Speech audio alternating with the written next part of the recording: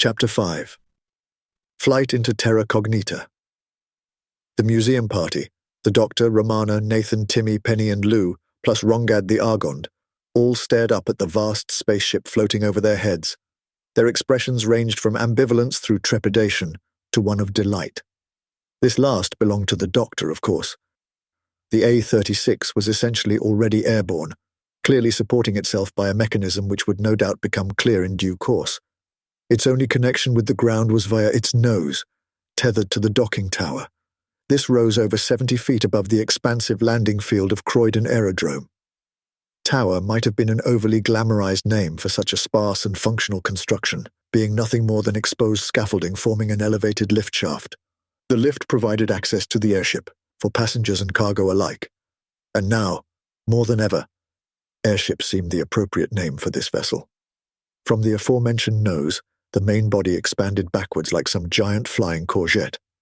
Like a courgette, its circumference was in fact made up of flat sections, in this case of lightweight rigid, or at least semi-rigid material.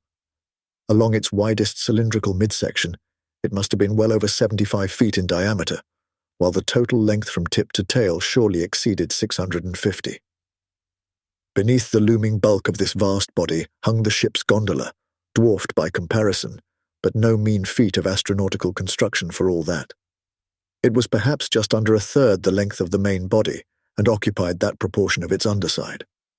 To the fore of this dangling addition was the ship's flight deck and other crew stations, taking up the first 25 feet.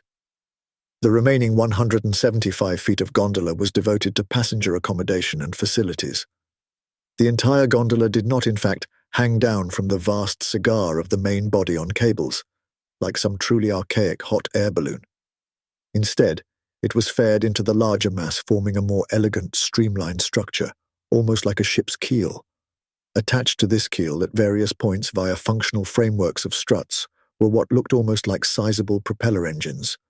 A more careful examination revealed them to be a slightly more advanced design, something like a turboprop.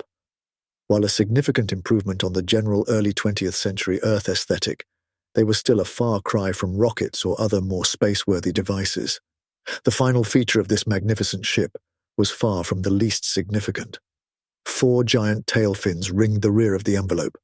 Their leading edges swept back, giving the illusion of moving outwards slightly, from their forward attachment point to the main body, as that same envelope narrowed in diameter. The edges of the fins were in fact parallel to one another, and it was only the dwindling width of the ship that made them appear to expand, all the while simply maintaining the central width of the envelope at around 75 feet. 2 were aligned with the ground, while the other pair were perpendicular to these like some enormous shark's tail. They all terminated with large ailerons in line with the very tip of the stern. By the time they reached their end, the fins had acquired huge surfaces to aid stability, maneuvering and lift while in atmosphere. The advertising potential of these giant billboards had not been lost on those in power. At the center of each fin was a striking, if derivative, design, a tricolor of concentric circles, red at the center surrounded by white, then blue. Staring out beyond the A-36, it was clear Croydon Aerodrome was a major spaceport. There must have been at least a score more identical masts, most occupied with similar vessels. Many also bore the Imperial Space Service emblem, but other planets also flew their colors just as proudly. Another tricolor design of the same colors could be seen on a nearby airship, only this time consisting of vertical stripes covering the entire fin surfaces. The Time Lords guessed it was from Gallia. A little further away they could see a more somber design of a giant black cross on a larger white cross, edged in black, clearly the colors of Germania. The Doctor and Romana were relieved to find this cross devoid of any additional bars at their ends. Hopefully this star system was avoiding at least some of Earth's mistakes. Nevertheless, the doctor felt the need to comment. Remarkable how these commercial spacecraft all bear the colors of their more martial cousins. There is clearly a lot of state, or rather states, influence in all this business. A lot of rivalry, no doubt. No wonder they have so many great wars. Romana nodded, but with an impatience which betrayed a different area of interest. No doubt, she concurred, but I'm more interested in how these things ever get above the atmosphere, let alone break orbit, and why so much atmospheric-appropriate equipment. By now they had reached the lift at the base of the mooring mast. The Time Lords, the Argond, and the 4 Albion companions stepped into the spacious metal-framed lift, joining the waiting operator. The lift car seemed excessive for the size of their group, but they knew far more sizable freight often needed loading, the TARDIS for one. The framework nature of both car and mast allowed easy viewing of the airship as they began to ascend. "Well," the doctor said briskly, pointing at the craft they were slowly approaching. "While much of the basic principles of flight are unchanged from that ancient barrel you saw in the Albion Imperial Museum, there have been many improvements made, both in handling and comfort over the years, particularly in this modern era." Romana raised a skeptical eyebrow at the use of the word modern, but remained silent for the time being to allow the doctor his time to shine. "You will observe," he continued cheerfully, "that along all the edges running fore to aft, on both the envelope and the underside of the gondola, there are narrow boxes, not much more than a square foot in cross-section." He paused to see if Romana was still listening. Yes, I see them," she said with a measure of feigned indifference. "And now you mention it, I do recall similar, if more bulky boxes on the ancient ship." The doctor snapped his fingers. "Exactly. Now, slightly more difficult to make out, you'll see cables running from each end of every box to the one on the opposite side of the same section. There are winching mechanisms inside which allow blinds of cavorite painted cloth to be winched out over the surface. Plumber on the reverse, of course, and a further blind painted only with plumber can be winched out to partially or fully cover the cavorite as required. In this manner, the direction and strength of thrust can be controlled." Romana frowned. "Seems a little Heath Robinson," she observed. "Surely you only need the cavorite sheets backed by plumber." Here the doctor smiled knowingly, and to Romana's mind irritatingly. He raised a signature finger. "Ah, yes. That was how the ancient wooden vessels largely worked, and they were far more prone to problems and failure. Imagine if a cavorite sheet got stuck out. Without freeing it, a ship could be stuck with its engines on and little to no means of controlling their flight, hence the plumber blinds as a backup blocking mechanism." Romana continued to frown as she thought about this. Then why bother with the cavorite sheets at all? Why not paint the hull with cavorite over plumber, then just have plumber-painted sheets to control or block the thrust? The doctor chuckled. "Again, too risky. The redundancies bring safety, or at least increase it. Imagine if you had a craft in port and one of your plumber sheets blew free in a storm. Suddenly you have uncontrolled and unpredictable thrust from that side, and at best a craft careering all over the place. At worst, lost in space." Romana nodded slowly. "I see. Yes, upon consideration, their current system does seem a little better, within the overall limitations of the medium, of course." The doctor looked a tad put out. "Granted they are primitive by our standards, but you have to admit they are magnificent vehicles." Rongad chuckled. "I can see you're a fan, but I'm kinda surprised you're not just using your own vehicle, rather than shipping it in this one," he said with a grin. Romana stepped in before the doctor could respond. "You said you were aware of the state of space-time in this system. Well, it's playing merry hell with the TARDIS right now. Basically, it's grounded." Rongad chuckled again. "Oh, I'm sorry you're having trouble getting it up, Doctor," he said. "And I can quite understand why you'd be interested in these ships to get a lift." The doctor's expression was difficult to read as he studied the Argond. "She will do her part, when the time comes," he said quietly and calmly. The discussion was cut short as the lift jerked to a halt. They had arrived at the forward docking port of the A-36. This was formed by a sizable section of the underside of the tip of the nose, which lowered to form a flat walkway into the ship itself. Immediately inside there was evidence of an airlock capability, but currently all these airtight doors were wide open to allow ease of access. The Doctor and Romana led the way. They were initially following a gantry which ran the entire length of the ship from prow to stern, a vast cavernous space expanding around them as they walked. At the gantry level, and extending down below it, were wireframe storage compartments full of supplies, luggage, and cargo. The Time Lords thought they could make out a hint of blue somewhere towards the middle of the walkway, and right up against it, the bulk of the TARDIS being stored as close to the ship's center of mass as possible. Their gazes did not linger long on their vessel, though, their eyes drawn upwards to the troubling sight above. Starting about 3 meters over their heads and almost entirely filling the upper volume of the main body were enormous nets. Those nets contained rank upon rank of giant gas bags, each one about twice the height of a man. They reached all along the side of the hull and almost to the peak of the roof. Only an area as wide as the gantry, about 9 feet, was left clear. This gap allowed metal ladders to rise periodically from the gantry to hatches placed along the spine of the ship. Presumably these formed more ports to the exterior of the vessel, most likely used for inspection purposes by the crew. Romana and the Doctor's eyes were still fixed on the gas bags. "Doctor," Romana hissed, "why on Gallifrey have they filled most of the ship with gas?" Before the Doctor could reply, Lou chipped in. "I heard the Doctor's description of the ship's operation earlier, but he did leave out an important detail. Another improvement we've made over our ancient Kairoan ancestors is the introduction of lighter-than-air technology. It only really became practically useful in the last 50 years or so, but it forms yet another safety feature. It means we no longer have to depend upon Cavorite thrust once within atmosphere. Controlling the final stages of a ship's descent via retractable panels alone requires a lot of skill and makes one far more vulnerable to error. Our lighter-than-air technology makes atmospheric travel a far less fraught affair. It even makes leaving a planet a more gentle, pleasant, and ultimately safer experience." Romana's face utterly failed to hide her feelings on the subject. "So, you crammed your ships full to the gunwales with lighter-than-air gas for safety," she said dubiously. The Doctor held up a warning finger, but his lips twitched with amusement. Now, Romana," he said in gently warning tones. "Let's not be beastly to the Albions." Perhaps fortunately for the Doctor, their conversation was interrupted by their arrival at an opening in the gantry, with steep steps leading down. They were by now about a third of the way through the ship, but still a short distance away from where they thought they had glimpsed the TARDIS.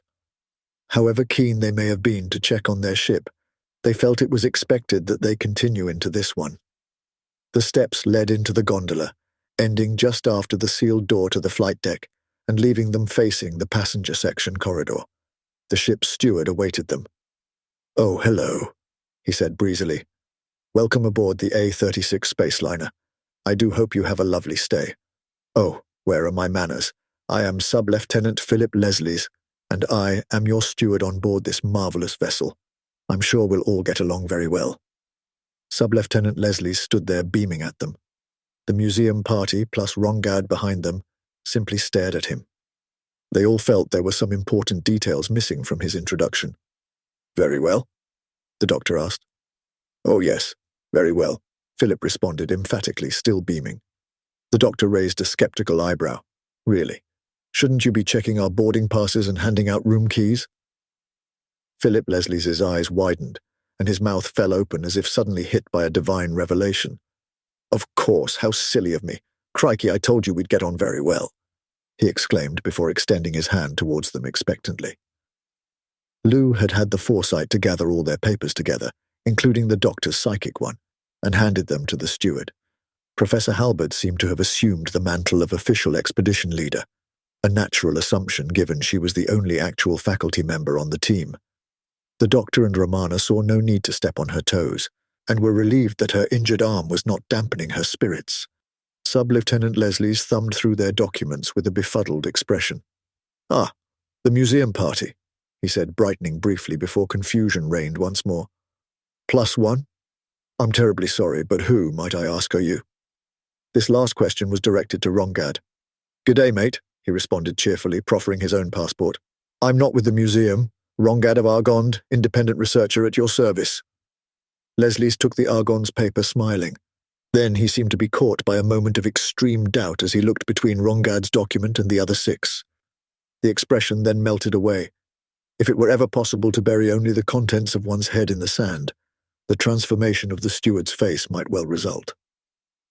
He passed back Rongad's passport along with a key, once more smiling broadly. "Oh, I say, you do have a very nice room, port side, beyond the dining and observation room. Number 6. Lovely views from your own porthole, too. En-suite facilities to boot." Rongad nodded his thanks and understanding. The doctor, Romana, Lou, Timmy, and Penny were all left frowning. Nathan seemed unaffected by or unaware of what was happening, his own thoughts a million miles away. "Any chance of our acquiring keys and similar glowing appraisals of our accommodation?" the doctor asked politely. Here Philip's face fell. "Oh, I'm so sorry," he began, ladling on the sympathy. "It seems the Albion Imperial Museum must be working on a budget. They have booked you all into compartments in standard class, this side of the dining room, indeed just here. So, very convenient." He had brightened with this last statement, clearly seeing a way out of some perceived jam. "And keys?" Romana prompted. "Oh, no need for those," Philip said brightly. "Your bunk beds are behind these curtains at the side of the corridor right here. A, B, and C are all yours. You'll find shared bathing and toiletry cubicles at the end there, just before the observation room. Plenty of luggage space above and below your bunks." Romana opened the curtain of compartment A, which did indeed reveal a modest bunk bed, with a short ladder to the upper mattress, a shelf above that, and drawers below the lower one. The doctor and Nathan looked utterly undisturbed by the facilities. Romana and Lou slightly less pleased. Timmy and Penny looked positively crestfallen. Rongad eased past them all on his way towards his own accommodation in first class. As he passed Romana, he leant towards her. "If you grow tired of things here, you're always welcome to visit," he said with a wink. The doctor's head snapped round, suddenly aware of the interaction. Romana smiled sweetly to the Argand. "I'll bear that in mind," she said. The doctor remained frowning as Rongad continued on his way. Whatever thought processes were underway were derailed by a brisk clap of the hands from Sub-Lieutenant Leslie's. "So, I imagine you'll all want to settle in before departure? Oh, I say, rather. That's only 30 minutes away. Crikey. Well, in that case, I'd recommend storing your belongings and finding some nice tables by the windows. You'll get a terrific view of the launch. Well, of the ground, I suppose. Oh, and space, of course." Everyone nodded their understanding, with eyebrows raised and eyes widened by forced politeness. Everyone save Nathan, that was, who remained strangely introverted. Within a minute they had sorted out who was sleeping where. The doctor had offered Romana the top bunk in their compartment, but, much to his barely concealed delight, she elected to take the lower one. Timmy and Penny naturally shared a curtained berth, leaving Lou and Nathan to share the final one allocated to the group. Lou went for the top bunk while Nathan sat staring at his feet on the lower one. He was not allowed to maintain that pose for very long, however, as Lou chivied him and everyone else into the observation area. As advised, they found tables next to one another on the port side up against the windows, the better to watch their departure from Albia, and also to discuss future plans. The observation cum dining room took up the entire width of the ship, being about 9 feet wide at floor level, with large windows running along each wall. These windowed walls leaned outwards from the floor, giving the room ever-increasing width towards the ceiling. The center of the room had been left free to provide uncluttered access through the gondola for passengers and crew alike. Drinks were served just as a twin chime came from the intercom. "Good evening, ladies and gentlemen. This is your captain speaking, Captain Povey, and I would like to welcome you all aboard the A36. Now, if you would care to find a suitable seat for your viewing pleasure, we shall get underway." A noticeable thrum ran through the ship as the 6 turboprop engines roared into life. At the same time, there was a metallic clank as the docking tower attachment released, and everyone felt a slight motion in their stomachs as the ship gently began to rise. Once safely clear of the tower, the airship angled upwards for optimal rate of climb. The captain's voice came over the tannoy once more. "Well, that was a nicely smooth takeoff. We shall be climbing steadily under buoyancy and engines alone for the next 50 minutes, at which point we shall engage the cavorite canopies as we truly pass into terra cognita." Once again, I wish you all a pleasant stay with us, and we should be arriving in Gullfoot Aerodrome on Germania in just under 30 hours. We shall only be stopping there briefly for refueling, before continuing on our next leg, bound for Hung area. So please, do not leave the vessel for sightseeing, or you may well end up on Germania for longer than you had planned. Toodlepip. The museum party remained seated, staring at Albia receding beneath them, ever more of the archipelago of Gran Bretagne being slowly revealed. Penny excused herself for a moment to powder her tiny Albion nose. The doctor examined each of his companions. Timmy and Lou were still staring out of the window with expressions that said they had seen it all before. Nathan stared through the window too, but did not seem focused on any particular thing. Romana, the doctor discovered, was studying him in return. He shot her a quick, and he hoped friendly smile, but had not entirely succeeded in smoothing out his frown. Romana pushed her placemat towards him, tapping a portion of it. The design was a highly stylized and simplified map of the Upsilon Orionis system, with all the major routes of Imperial Space Service flights sketched over the top. Romana was tapping on one planet in particular. I must say I was not expecting that spelling of Hung area. I thought it would more closely resemble that of Hungary on Earth, she said curiously, still tapping the planet on the placemat. Instead, we have hung as in well hung. As she said this, she glanced fleetingly towards the first-class corridor. Hyphen area, as in the measure of a two-dimensional space. Are we in fact not flying into a culture primarily based on one half of the Austro-Hungarian Empire? The doctor allowed her a slight smile. No. It is still based upon the culture, history, and language of Hungary. However, when ancient Kairoans first settled on that world, they had something of a problem with large and ferocious carnivores. Fortunately, these beasts were poor climbers, so they developed a unique form of suspended architecture. These days, however, the time of the great beasts is past, and more modern buildings follow a more conventional ground-based pattern. Nevertheless, much of the older suspended architecture still persists to this day. We might even get to see it if we go sightseeing. Romana raised an eyebrow. I hardly think our pursuit of Nugati will allow us the luxury of Hungarian sightseeing. The doctor waggled his head and smiled. I suppose we'll just have to see. At that moment, Penny returned and leaned in over the group in conspiratorial fashion. I have just seen a most mysterious figure, she whispered behind her hand. The doctor looked up sharply. Dr. Nugati? He asked quickly. Penny shook her head. Oh, no, I'm not sure I've ever seen him to recognize him. No. As I was returning just now, I could see through the dining area to the corridor at the rear. Just for a moment, I saw a strikingly beautiful woman in a lovely white summer dress going into a cabin there. For the first time, Nathan seemed to recover his senses. His head snapped up to stare at Penny, his eyes wide, mouth agape. For now, no one seemed to notice. That doesn't sound that mysterious, Lou responded dismissively. Ah, Penny said, raising a finger. But, although I only saw her for a second, I could have sworn she was with child. Not far along, mind you, the bulge was not pronounced, maybe 3 months or so, but she also appeared to be unaccompanied. Lou maintained a scoffing expression. Really, Penny, is this tittle-tattle your idea of mysterious? A pregnant woman possibly traveling alone? Your attitude is so pre-war, positively pre-encyclopedia. Unaccompanied pregnant ladies are hardly the scandal they once were. And what makes you think she was alone anyway? Did you see inside her room? As Lou had talked, Nathan's expression had shifted, looking at once relieved and yet disappointed. It must have been someone else, he muttered to himself. This time his odd behavior had not gone unnoticed. I'm sorry, Lou said, frowning at him. What do you mean? Nathan looked decidedly shifty, caught off guard. What? Me? Oh, nothing. Just thinking of an old case, he explained hurriedly. The doctor studied the shaken Albion for a few seconds, then shook his head. Anyway, fascinating as all this airborne gossip might be, we should address more pressing concerns, namely the whereabouts of Dr. Nugati, presumably aboard, but where, and the location of that sacred scarab. I have little doubt the discovery of one will lead to the other. As the doctor made this announcement, a man seated at the rear-most table of the dining area got up, seemingly in response to the doctor's words.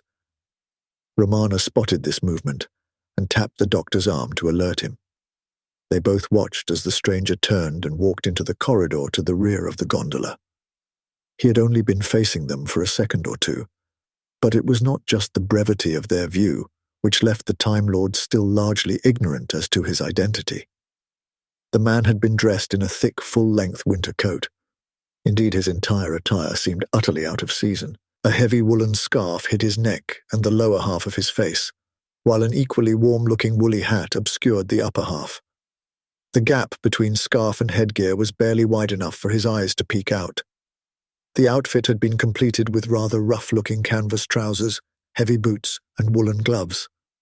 Not only did his attire seem inappropriate for the weather, but also seemed oddly out of place for anyone staying in first class, which lay in the corridor he had entered. The doctor and Romana exchanged puzzled glances, before shrugging to one another.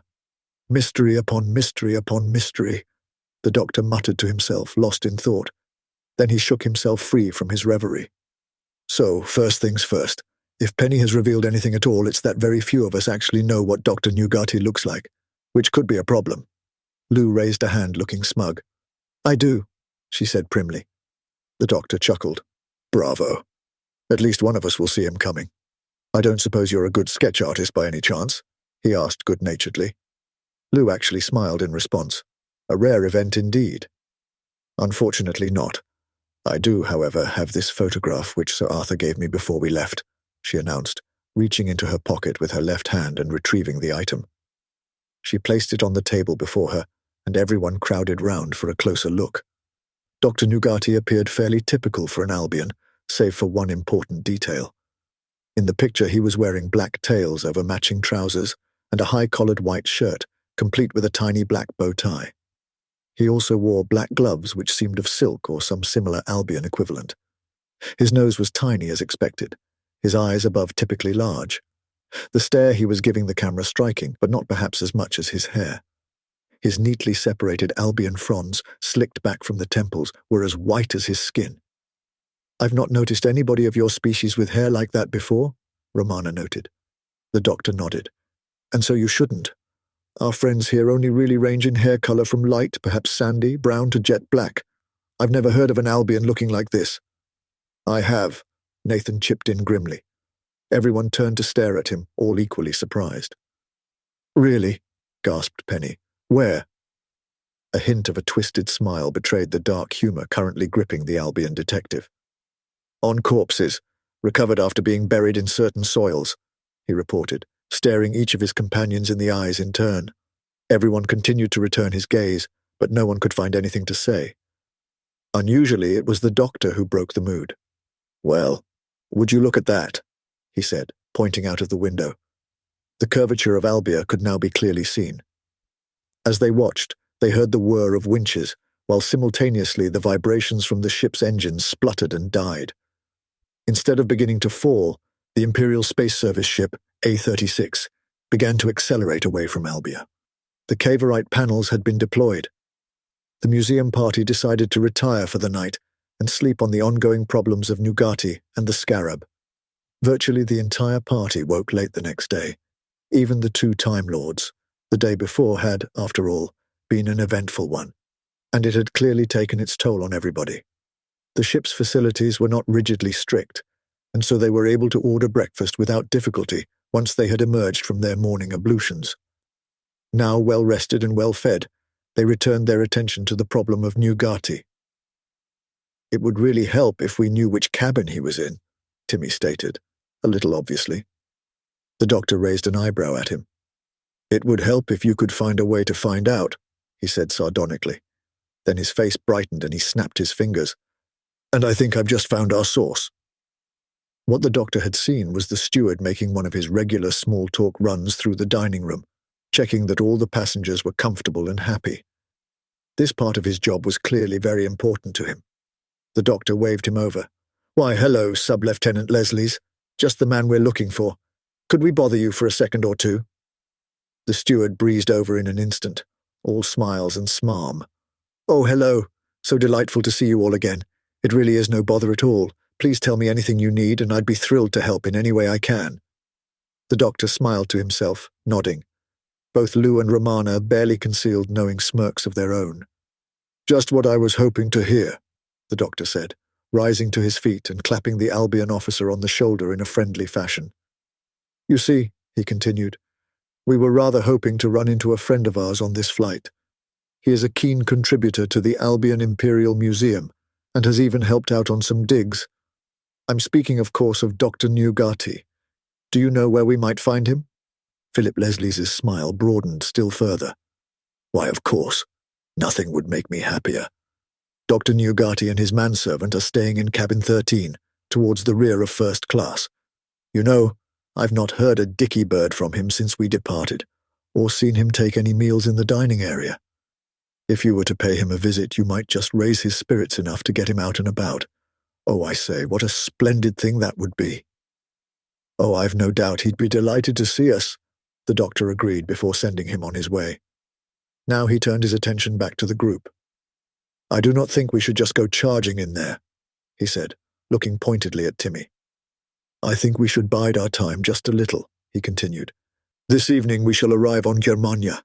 The whole ship will be bustling with activity, and it may not be the best time for potential trouble with Newgati. I suggest we watch the boarding steps, conveniently located right next to our bunks, in the unlikely event that Newgati tries to sneak off the ship. Once we're underway again, it will be late. Nighttime, in fact. When everyone is asleep, say 3 in the morning. That is when I suggest we make our move. Everyone, even Romana, agreed that the plan was sound. As the ship descended towards Gullfoot Aerodrome, the doctor and Romana sat together in the observation room taking some tea. By a coincidence of interplanetary time zones, it seemed Gullfoot was also in night, much like the A36, although it was highly unlikely to be the same hour. As they had begun their descent, much of the planet had been visible beyond the Terminator, showing it was quite a different world to Albia. There was a far higher proportion of land to water on Germania for a start. The largest body of water was an equatorial ocean forming a modest blue belt around the world. To the north and south, great land masses stretched to the poles, those most extreme regions white as one might expect. The rest of the land was very green, barring the mountain ranges, and much of it apparently wooded. These lands were run through by numerous vast rivers, many far wider than any found on Earth, for example. For the final part of their journey all was dark, however, save for the lights of villages, towns, and cities, and ultimately those of Gullfoot Aerodrome itself. The 2 Time Lords remained at their table as the ship connected to the assigned docking tower, and the hustle and bustle of refueling, loading, and a little unloading ensued. The shouts of working Germanians drifted up to them through the night sky. As she listened, Romana began to frown, a frown which only deepened with time. At last she voiced her concern. "They're speaking English!" she cried, aghast. The doctor's eyes widened in surprise, which was obviously feigned. "Really? It sounded a little Germanic to my ears," he said innocently. Romana shook her head. "No, not really. There is the odd word in German thrown in here and there, but the rest is entirely English, albeit English in some sort of approximation to a German accent. I assume it's not a very convincing one." The doctor nodded slowly, throwing up his hands and conceding defeat. Yes, you've got me. There's no getting around this. The entire system speaks English in one form or another. The only one which does not is Cairo itself, but even then Cairoan has only equal standing and usage with English. The Encyclopaedia Britannica is as revered there, its place of discovery, as anywhere within the Upsilon Orionis system. They learnt English from the encyclopedia, and as later waves of their ancient explorers set out to colonize, or in some cases, recolonize, the rest of the system, they took that language with them, along with slavishly copied versions of the Encyclopaedia Britannica. Romana shook her head impatiently. Of course, I understand that. But why are they even trying to sound like Germans or the French, or any other of the countless cultures they appear to be ripping off? The doctor frowned and tutted. Not ripping off. Honoring, he corrected. Most of the groups which settled this system wanted to establish their own distinctive identities. To that end, they often focused on different cultures described in the encyclopedia as the basis of their own.